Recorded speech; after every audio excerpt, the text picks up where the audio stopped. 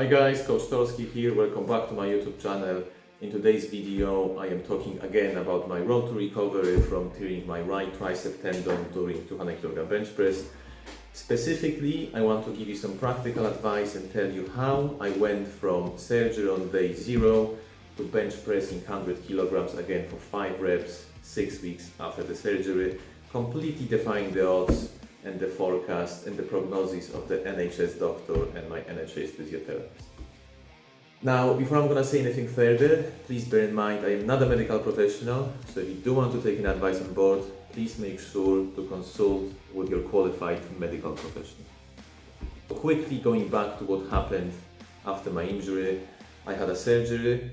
Within I think 9 days, basically what the surgeon had to do, they had to open up my arm here, up to there, put 4 screws into my elbow, thread the tricep tendon, and then pull it onto the screws to kind of fuse it all together. Now what happens after the surgery, you are stuck in a cast, you can't really move your arm very much, and the range of motion is gone. So you're not able to do this straight away after the surgery. I think I was stuck at roughly 15 degrees just being able to do this. Absolutely ridiculous. And my control over the tricep was pretty much gone as well. So there was certain planes of motion where if I would kind of put my arm here or maybe there, the tricep would just switch off and the arm would fall. So pretty dire state. And the official advice was effectively to do nothing and let the tricep heal for 6 weeks, if not longer, and then slowly try moving it and perhaps come back to some form of resistance training in space of 3 months. Now, that's not something I followed. Now, the reason why this is the official advice is that you want your tricep tendon to heal before exposing it to too much strain, because the risk of re-injury is pretty high. Obviously, the tricep tendon is attached by 4 screws. It's not kind of fused to the bone just yet.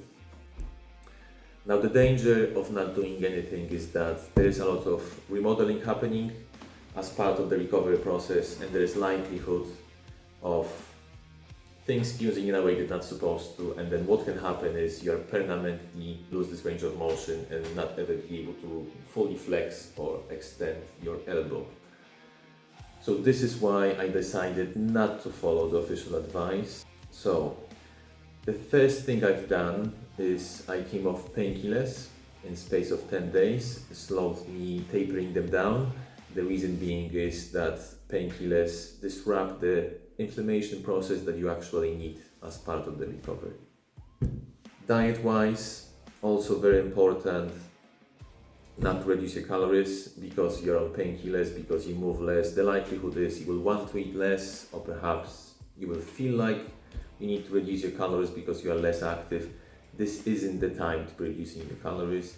You want to keep your calories as high as they've previously been. You may not need to eat as much carbohydrate as you've done in the past because you are inactive, but you definitely want your protein and dietary fats high enough to support the recovery process. Now, in terms of actual training, after 10 days, after coming off painkillers, the first thing I've done is I introduced tricep extensions 3 times a day, doing 3 sets of 20 repetitions. So I started off with something ridiculously light. I was basically doing tricep extensions with 1.25 kilogram. Range of motion was horrible. I think it was 90 degrees flexion, so just something like this. And you want to build on that. You want to be increasing weight every day if you hit your 3 times 20. So starting off 125, perhaps adding half a kilogram to that, and then progressing slowly upwards. Now, the reason you want to do it is that you want to increase the range of motion actively under load, and this is what this exercise will allow you. So with each subsequent day, you should be able to go lower and lower. And you also want to expose your muscles to some sort of stimuli that will allow them to awaken again. So you want to start developing those neurological connections in your muscle again.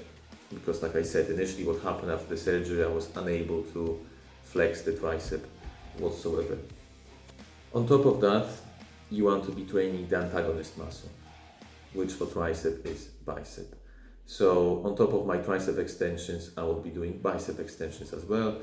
And the reason for that is that this would provide additional stretch to the tendon. So as you flex your bicep up, obviously this stretches the tricep, and then as you lower the arm down, this actually works the lockout, if you will. So this helps you with working the full tricep extension that's typically very problematic after tricep injury. These principles can be used for other injuries of this type. Coach Voden, who helped me with the recovery process, torn his bicep a few years back, and he went on to the very similar protocol with bicep curling 1 kilogram just 24 hours after the injury, slowly building the weight up. So progressive overload is the king. Progressive overload is what makes you stronger, and progressive overload is what will make you whole again.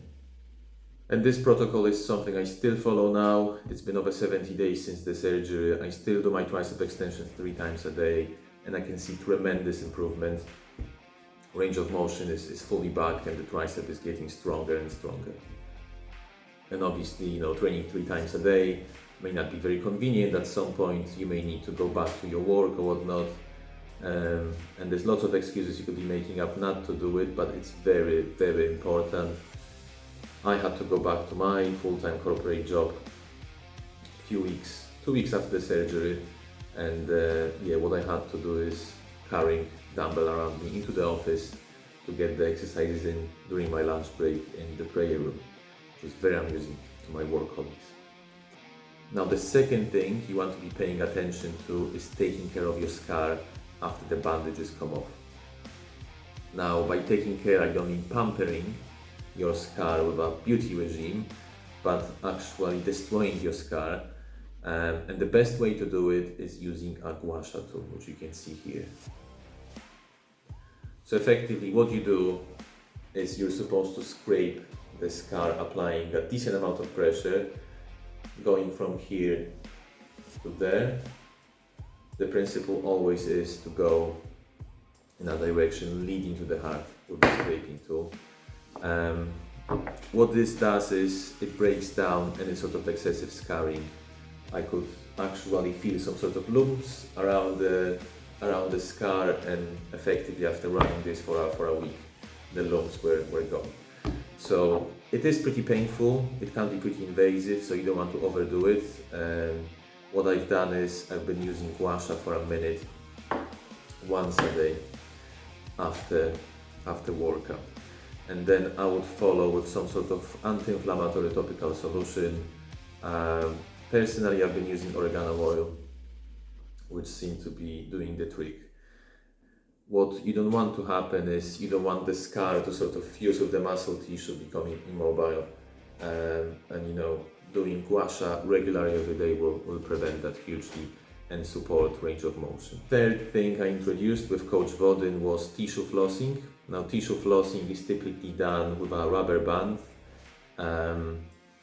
but for the purpose of my radical recovery, we've been using a knee wrap. You will need to use someone's help to do this treatment. Basically, what you want to do is you want to see what range of motion on the day you've got available. So say it's 90 degrees, that's your reference point, and then you straighten your elbow. Somebody is supposed to wrap this around it very, very tightly, around the joint, and then it's supposed to force the range of motion to the point you had previously, so 90 degrees, and then from this point onwards, you want to push it slightly further, 5 to 10 times, so slightly further. It is a very painful procedure. It's probably the most pain I ever experienced in my life, but it has been hugely effective. I could literally see the range of motion increasing from session to session.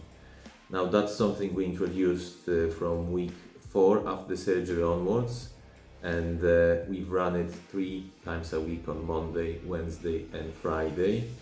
I believe we've done it for 3 weeks, and after 3 weeks I regained the range of motion pretty much fully, so I am able to touch my shoulder now and extend the elbow fully, which is very uncommon with this type of injury, so I can't thank this enough.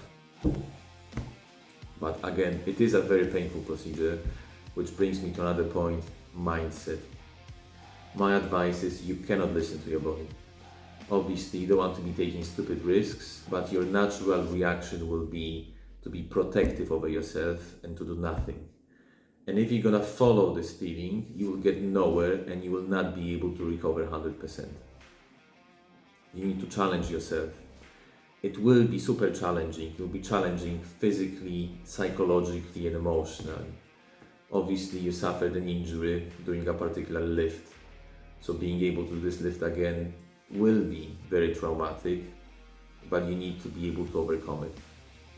And the thing I'm gonna say will sound very controversial, but I am convinced that many people will be more or less cautiously picking disability over full recovery because the cost associated with regaining full recovery is so big. It's experiencing the physical pain, it's experiencing the doubt, it's experiencing the thoughts of, am I doing something stupid? Will the injury happen again? I should rest it, I'm weak, I'm a victim. You need all of this. You need to not listen to any of this, and you need to keep focusing on progressing. Progressively getting better day by day. It's what got you into a particular shape in your life. It's what got you to a particular strength. It's what got you a particular body. And progressive overload, getting better and better day by day, it's something that will make you get out of this injury and come back. And it doesn't come cheap, but that's the price you absolutely need to pay. Which brings me to another point, which is whatever lift injured you, you need to get back to it as soon as possible. So 10 days after surgery, I came back to the gym and I bench pressed an empty bar, and I can't remember sweating that much in my entire It was more of a psychological than physical strain, but it's very important to go back on this horse as soon as possible. You don't want to be developing any sort of self-limiting beliefs, some mental blocks. You need to go back and slowly build up your confidence again. Obviously, you don't want to go back out there and do something stupid. You want to change the lift in a way that reduces the risk of injury. So for me, when benching, I went with an ultra wide grip, trying to offload the tricep. It was only an empty bar. And then with subsequent sessions, I will be adding weight to the bar. Again, progressive overload king. So I would bench press 3 times a week, Monday, Wednesday, and Friday. And on each subsequent session, I'll be adding 5 kilograms onto the bar, doing sets of 10. So 10 days after surgery, empty bar, 10 reps. Then I would add maybe 2.5 kilograms on each side, see what happens, do 10 again. And then as I would gain confidence, I would make those weight jumps 5 kilograms. So 25 kilograms for 10, next session 30 kilograms for 10, and 35 kilograms for 10, and so on and forth. Now what I notice is strange things have been happening with my kind of body when bench pressing. Because I couldn't bend the elbow fully, I had to relearn the entire movement pattern. There was a lot of overcompensation coming from my shoulder. So instead of pressing in a straight line, I'll be doing something like this. And funnily enough, in my mind, I was bench pressing in a straight line. So someone had to effectively point it out to me, and I had to spend a lot of time mindfully bench pressing in a way that seemed wonky. So I was actually trying to bench press it in this way, but what was happening, I was then pressing it in a straight line. So again, just emphasizes the importance of going back to it as soon as possible and relearning this motor pattern. If you start low enough weight-wise, you mitigate the risk of injury, and you just try and develop those new habits and slowly increase your comfort zone and increase your strength, going back slowly to your former glory. And again, if you have suffered an injury on a different muscle group during a different lift, it's a very similar strategy that you could be using. Again, Coach Bowden has torn one of his adductors, and he has been squatting 24, 48 hours later on with a different foot stance. I managed to keep up with those weight jumps between training sessions for the space of 6 weeks, going from empty bar to 100 kilograms for 5 reps, and I believe that's thanks to all the strategies that I mentioned.